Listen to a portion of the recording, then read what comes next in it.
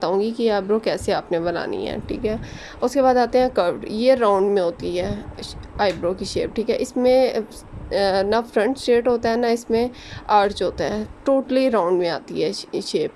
और कौन सी eyebrow shape किस फेस पे सूट करती है, जैसे जैसे आप ब्यूटिशियन कोर्स लर्न करते जाएंगे आपको सब समझ आता जाएगा।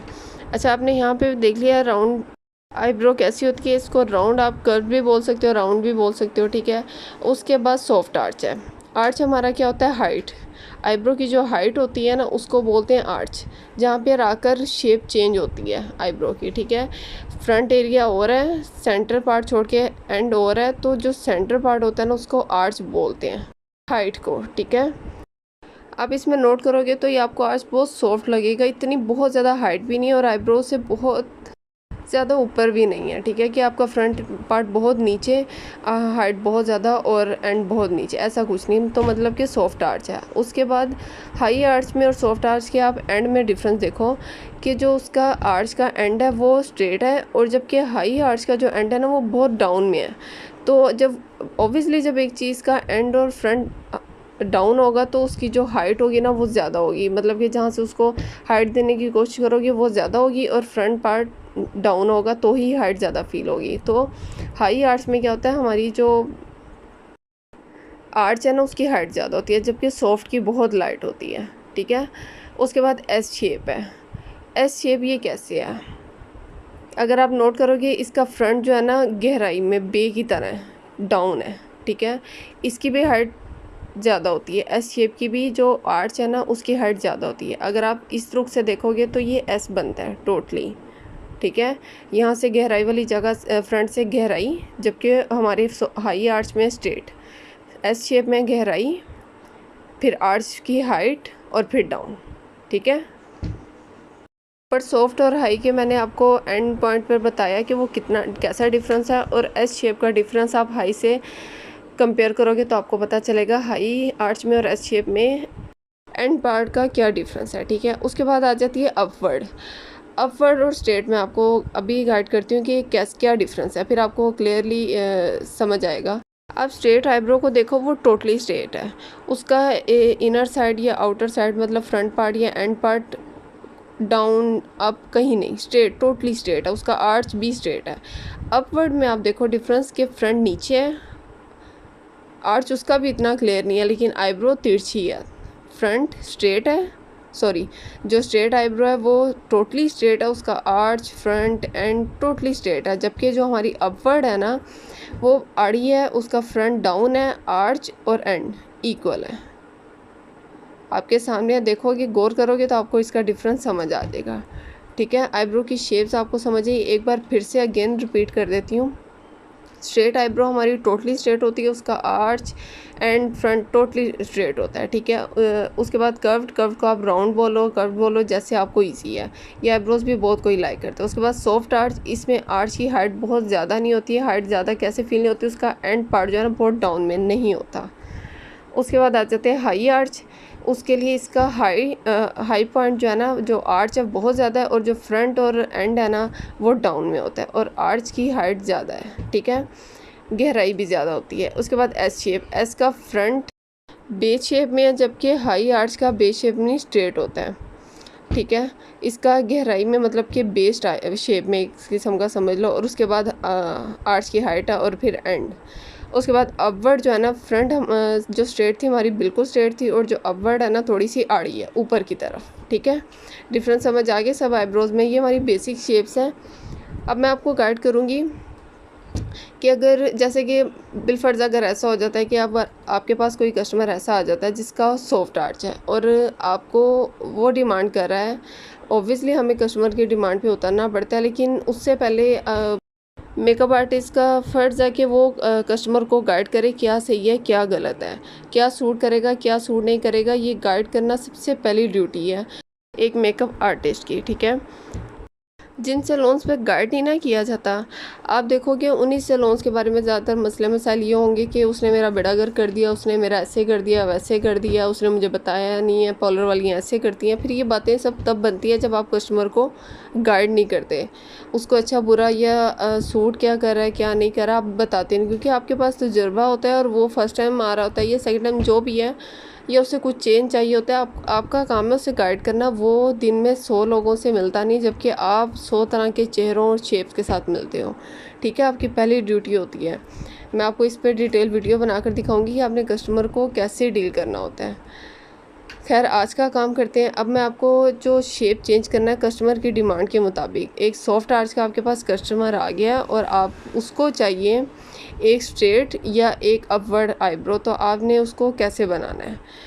तो मैं अलग से एक पेपर पे आईब्रो ड्रा करके लेकर आती हूँ और फिर मैं आपको अच्छे से समझाती हूँ। आईब्रो मैंने ड्रा कर ली है। अच्छा, मैंने ये सॉफ्ट आर्च बनाया है, हाइट फ्रंट थोड़ा सा लो, उसके बाद आर्च की हल्की सी हाइट और एंड छोटा सा। जैसे कि मैंने आपको पहले भी बताया, सॉफ्ट आर्च में एंड की लेंथ बहुत ज़्यादा नहीं होती। इस आईब्रो को हमने स्ट्रेट पे कैसे कन्वर्ट करना है या अपवर्ड में कैसे उसको बनाना है कस्टमर की डिमांड के मुताबिक। आपका पहला काम है उसको गाइड करो, आपके फेस पे ये सूट करेगा, लेकिन अगर फिर भी कस्टमर को चाहिए तो कोई हर्ज नहीं है, आप बना दो। ठीक है, कस्टमर सेटिस्फाइड करना मेकअप आर्टिस्ट का पहला काम है। अच्छा, अब यहाँ पे मैंने आईब्रो ड्रॉ की हुई है। मैं आपको अगेन बता रही हूँ, यहाँ पे हमने कौन सी साइड छोड़नी है बालों की कि ये स्ट्रेट होगा, जहाँ पे आर्च की नीचे वाली साइड से फ्रंट से हम थोड़ा सा बालों को निकालेंगे और गहराई वाली जगह पे थोड़े से बाल छोड़ेंगे। आर्च की जो निचली साइड है यहाँ से हम बाल ज़्यादा नहीं निकालेंगे। ठीक है, और फ्रंट ऊपर वाली साइड से हम बाल थोड़े बहुत निकालेंगे। यहाँ पे बाल रखेंगे और जहाँ से बाल निकालेंगे वहाँ से मैं रेज़र से रिमूव कर रही हूँ कि आपको समझ आए कि बाल कहाँ से निकालने हैं और कहाँ पे छोड़ने हैं। जहाँ पे छोड़ने हैं वहाँ पे मैं पेंसिल से ड्रॉ कर रही हूँ और जहाँ से निकालने हैं वहाँ से मैं रिमूव कर रही हूँ। ठीक है, अच्छा, यहाँ पे हम आईब्रो की लेंथ काटेंगे, निकालेंगे आर्च के साथ साथ। जहाँ पे आर्च की थोड़ी सी हाइट ख़त्म किया, बाल छोड़े हैं, वहाँ से बाहर की तरफ स्ट्रेट लेंथ का साइज़ निकालेंगे और बाकी एक्स्ट्रा नीचे से बालों को रिमूव कर देंगे। तो मोस्टली हमारी आईब्रो यहाँ तक स्ट्रेट हो चुकी है। ठीक है, अब जब हम अपने फ्रंट एरिया से भी थोड़े से बाल यहाँ से करके निकालेंगे तो हमारी टोटली आईब्रो स्ट्रेट कह लें। और अगर उनकी हाइट थोड़ी सी, आर्च थोड़ा सा लंबा है, आर्च और फ्रंट एरिया में लेंथ ज़्यादा है, तो वो ऑटोमेटिकली अपवर्ड में कन्वर्ट हो जाएगी, नहीं तो स्ट्रेट है। यहाँ तक बात आपको अच्छे से समझ आ गई है कि कैसे क्या करना है। अच्छा, एक बात आपने भी कस्टमर को गाइड करनी है, और वो लोग जो मतलब ब्यूटिशियन कोर्स तो सीखना नहीं चाहते लेकिन आईब्रोज़ करवाते हैं, मैं उन्हें एक बात बता दूं कि जब जो आपकी नेचुरल शेप है ना, मैंने जो भी आपको सारी शेप्स बताती हैं, इसके अलावा भी बहुत ज़्यादा बन चुकी हैं शेप्स। ठीक है, जो बेसिक्स थी मैंने आपको गाइड की। जब आप उन शेप्स को अपनी रिक्वायरमेंट के मुताबिक, मतलब अपनी पसंद के मुताबिक दूसरी शेप में लेकर आते हो, तो 100% आईब्रो थिन हो जाती है, बहुत बारीक हो जाती है। आपकी मतलब शेप से दूसरी शेप पे कन्वर्ट करते आईब्रो बहुत बारीक हो जाती है।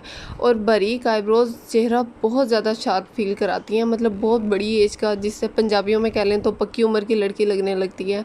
अपने चेहरे पे सॉफ्टनेस रखनी है तो आपने आईब्रो को थिक रखना है।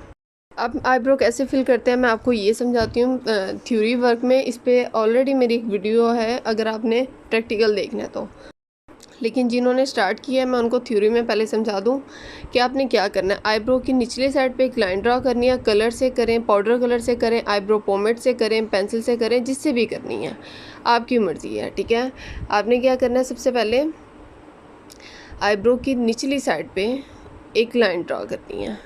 निचली साइड पे लाइन ड्रा करने के बाद आपने ऊपर वाली साइड से हाफ लाइन लगानी है, पूरी नहीं, हाफ फ्रंट पार्ट छोड़ के हाफ एरिया से लाइन स्टार्ट करते हुए आपने ऊपर वाली भी आउटलाइन ड्रा कर लेनी है। ऊपर साइड और नीचे साइड से आपने आउटलाइन टोटली ड्रा कर ली। उसके बाद आपने उसको सारे को फिलअप कर देना है। फ्रंट एरिया बार बार कह रही हूँ छोड़ना है। ठीक है, उसके बाद जब लास्ट में आप पुली ब्रश चलाएंगे ना अपनी टोटली आईब्रो में, तो फ्रंट ऑटोमेटिकली हमारा कलर हो जाएगा। ठीक है, ये सिंपल सा था। ये इस पर मैं प्रैक्टिकल वर्क में वीडियो भी बना चुकी हूँ, हर वीडियो में बताती भी हूँ। जब आप ऐसे करोगे ना तो एक प्रोफेशनल तरीके से आपने अपनी आईब्रो बनाई है। ब्यूटिशियन कोर्स कर रहे हो नहीं कर रहे हो, लेकिन सेल्फ ग्रूमिंग तो सभी को चाहिए होती है। तो आपने जब प्रोफेशनल तरीके से अपनी आईब्रो बनानी है तो उसके लिए क्या क्या मेथड है मैंने आपको बता दिया। उम्मीद करती हूँ आपको पहली ही क्लास अच्छे से समझ आई होगी, डिटेल के साथ मैंने आपको समझाया है। फिर भी अगर आपको कोई बात समझना है तो आपने मुझे इंस्टाग्राम पे मैसेज करना है या कमेंट सेक्शन में आपने पूछना है कि यहाँ पे ये बात मुझे समझ नहीं आई। ठीक है, वीडियो पसंद आए तो आपने क्या क्या करना है, पहले वीडियो को लाइक करना है, कमेंट करना है, शेयर करना है, सब्सक्राइब करना है अगर न्यू हो, और उसके बाद इंस्टाग्राम पे फॉलो करना है। बस इतनी डिटेल से समझाने के बाद इतना तो कर ही सकते हो। खैर अब मैं चलती हूँ, अपना बहुत सारा ख्याल रखना, दुआओं में याद रखना, और ये जहन से निकाल दो कि कुछ भी नामुमकिन होता है, फिर ही सब मुमकिन होता है। इंशाल्लाह नेक्स्ट क्लास के साथ